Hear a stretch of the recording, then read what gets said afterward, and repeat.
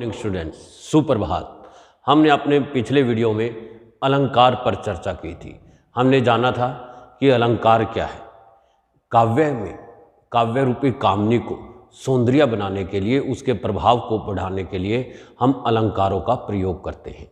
अलंकार कविता को प्रभावशाली और सुंदर बनाती है। जिस प्रकार गहने एक स्त्री के सौंदर्य को और अधिक बढ़ा चढ़ा देते हैं, ऐसे ही अलंकार कविता के सौंदर्य में चार चांद लगा देते हैं। अलंकारों के भेद हमने पढ़े थे, शब्दालंकार और अर्थालंकार।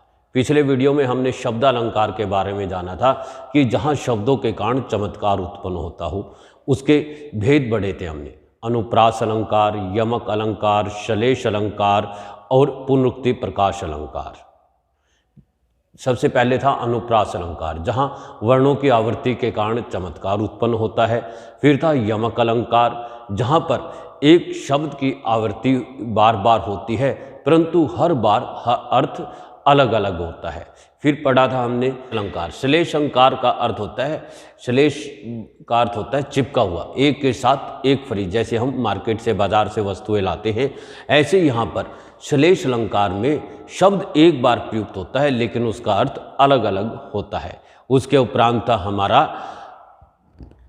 अंतिम शब्दालंकार का भेद था पुनरुक्ति प्रकाश अलंकार, अर्थात पुनः प्लस उक्ति, अर्थात एक ही शब्द का बार बार आना लेकिन उसका अर्थ एक ही रहना, वो था पुनरुक्ति प्रकाश अलंकार। आज हम इस वीडियो में पढ़ेंगे अर्थालंकार। अर्थालंकार किसे कहते हैं, अर्थालंकार के कितने भेद हैं। अर्थालंकार, जहाँ अर्थ के कारण काव्य में चमत्कार उत्पन्न होता हो, वहाँ पर अर्थालंकार होता है। अर्थालंकार के चार भेद हैं, उपमालंकार, रूपक अलंकार, उत्प्रेक्षा, अतिशयोक्ति और मानविकरण। 5 भेद हम इस वीडियो में हम पढ़ेंगे। सबसे पहले हम पढ़ते हैं उपमालंकार।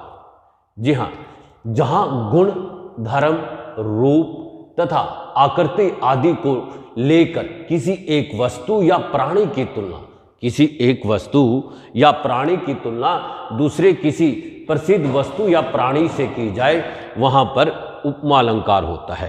भाई, हम किसी भी व्यक्ति की प्रशंसा करते हैं, उसकी बुराई करते हैं, उसकी तुलना हम किसी अन्य प्रसिद्ध वस्तु या व्यक्ति से करते हैं, वहाँ पर उपमालंकार होता है। जैसे हम किसी के सौंदर्य का वर्णन करते हैं तो हम उसकी तुलना चंद्रमा से कर देते हैं, ठीक, तो वहाँ पर उपमालंकार होता है, जहाँ दोनों को समान बताया जाता है।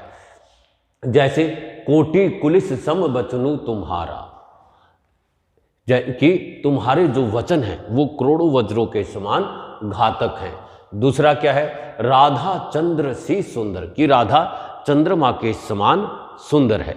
राधा की तुलना चंद्रमा के सौंदर्य से की गई है। इसके वाचक शब्द होते हैं।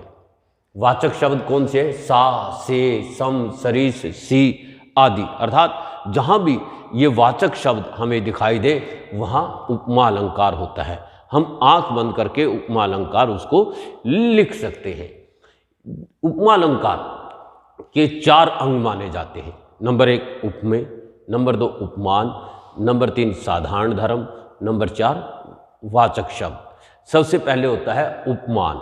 उपमान जिस वस्तु या व्यक्ति की हम तुलना करते हैं। जैसे इस वाक्य में था राधा चंद्र सी सुंदर, हमने इसमें राधा की तुलना की तो राधा क्या हो गया, उपमेय।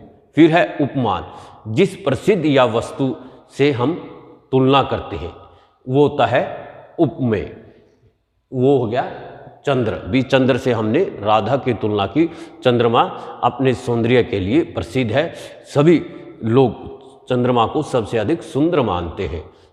फिर है साधारण धर्म, अर्थात जो प्रसिद्ध वस्तु या व्यक्ति और जिसकी तुलना की जाती है दोनों में एक समान हो, वो है साधारण धर्म, अर्थात जो दोनों में पाया जाए सौंदर्य, सुंदरता। यहाँ पर दोनों में राधा भी सुंदर है और चंद्रमा भी सुंदर है, दोनों में एक जैसा गुण है, इसी गुण को हम साधारण धर्म या साधारण गुण बोलते हैं। फिर होता है वाचक शब्द, जिन शब्दों से हमें अलंकार की पहचान होती है या जो तुलनात्मक शब्द होते हैं वो कहलाते हैं वाचक शब्द। जैसे इसमें था सी। ये उपमा अलंकार के मुख्य 4 तत्व हैं और जहां सा, से, सम, सरिस, सी वाचक शब्द अलंकार में मिलते हैं, वहां पर पूर्णतः पक्के तौर पर उपमा अलंकार होता है। उसके बाद है रूपक अलंकार। रूपक अलंकार में जहां उपमेय और उपमान में अभिन्नता, अभेद और एक रूपता हो, अर्थात उपमेय और उपमान में कोई भी अंतर न रहे, दोनों मिलकर एक हो जाएं, दोनों में कोई भिन्नता न हो, कोई उनमें भेद न रह जाए, दोनों एक रूप हो जाए। जैसे हम नमक और पानी के घोल को मिला लेते हैं तो दोनों में कोई अंतर नहीं रहता, दोनों मिलकर एक हो जाते हैं। इसको हम एक उदाहरण से समझते हैं, जैसे चरण कमल बंदो हरे राय, अर्थात चरण कमल, चरण कमल है, चरण ही कमल है, चरण रूपी कमल। दूसरा उदाहरण देखिए, मैया मैं चंद्र खिलौनो ले हूं, हे मैया मैं तो चंद्र रूपी खिलौना ही लूंगी, अर्थात मेरा तो चंद्रमा ही खिलौना है, खिलौने और चंद्रमा में कोई अंतर नहीं। यहाँ चरण और कमल में कोई अंतर नहीं है, चरण ही कमल बन गए हैं। इस प्रकार रूपक अलंकार में उपमेय और उपमान में कोई भिन्नता नहीं रहती, कोई भेद नहीं रहता। उसके बाद है हमारा उत्प्रेक्षा अलंकार, जहां पर उपमेय में उपमान की संभावना या कल्पना की जाती है, वहां पर होता है हमारा उत्प्रेक्षा अलंकार। इसके वाचक शब्द है मनु, मानो, मनो, मनहु, जनु, जानो और जनहु। जहां पर भी ये वाचक शब्द हमें दिखलाई देते हैं वहां पर हम परफेक्ट या पूर्णतः पक्के तौर पर उत्प्रेक्षा अलंकार लिख सकते हैं। आइए हम एक उदाहरण देखते हैं इसका। लंबा होता ताड़ का वृक्ष जाता, मानो नभ छूना चाहता वह तुरंत ही।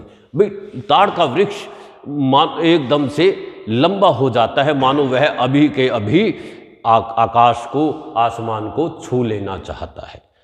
इस प्रकार यहाँ पर उत्प्रेक्षा अलंकार है। उत्प्रेक्षा अलंकार में कल्पना की जाती है, उपमेय में उपमान की कल्पना की जाती है। फिर है अतिशयोक्ति अलंकार, अति प्लस शोक्ति, जहां पर उक्ति को बहुत ही बढ़ा चढ़ाकर कहा जाए, किसी भी बात को लोक सीमा से हटकर कह दिया जाए, वहां पर अतिशयोक्ति अलंकार होता है। जहां किसी की प्रशंसा के लिए कोई बात बहुत बढ़ा चढ़ाकर अर्थात लोक सीमा का उल्लंघन करके कही जाए, वहां पर अतिशयोक्ति अलंकार होता है। जैसे पंखुरी लगई गुलाब की परिहे गात खरोट, अर्थात उसका गात इतना कोमल है कि गुलाब की पंखड़ी लगने पर भी उसके गात को चोट लगती है, अर्थात उसकी कोमलता को बहुत ही बढ़ा चढ़ाकर कह दिया गया है। दूसरा उदाहरण देख लो साकेत नगरी है यही मिलने जा रही गगन में, अर्थात साकेत नगरी की प्रशंसा की गई है कि वह इतनी विस्तार, इतनी फैल गई है मानो वह गगन से मिल गई हो, गगन से मिलने जा रही हो, अर्थात उसकी सौंदर्य को, उसके वैभव को बहुत ज़्यादा बढ़ा चढ़ाकर यहाँ पर दिखाया गया है। फिर है मानवीकरण अलंकार, जहाँ जड़ प्रकृति पर मानवीय क्रियाओं तथा भावनाओं को आरोप किया जाता है। उन जड़ पदार्थों में मानवीय क्रियाएं होती हुई दिखाई देती हैं, मानो वे एक मानव की भांति क्रियाशील हैं, एक मानव की भांति उनमें भी भावनाएं हैं। जैसे फूल हंसे कलियां मुस्काई, जैसे कि फूल हंसने लगे और कलियां मुस्काने लगी।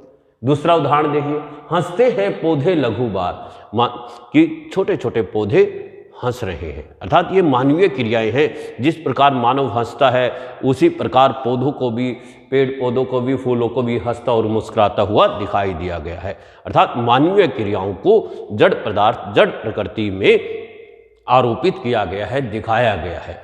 ये थे हमारे अर्थालंकार। सबसे आइए हम एक बार दोबारा से दोहराई करते हैं। उपमा अलंकार, जहाँ उपमेय और उपमान में एक समानता दिखाई देती है। रूपक अलंकार, जहाँ दोनों मिलकर एक हो जाते हैं।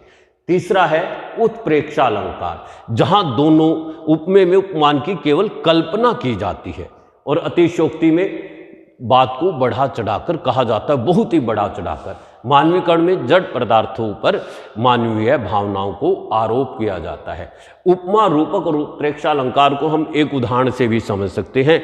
जैसे इसमें उदाहरण है, चरण कमल बंदो हरि राय, यदि हम इसमें चरण से कमल लगा दे तो ये उपमालंकार हो जाएगा, और यदि हम चरण मानो कमल लिख दे तो यहां पर ये उत्प्रेक्षालंकार हो जाएगा।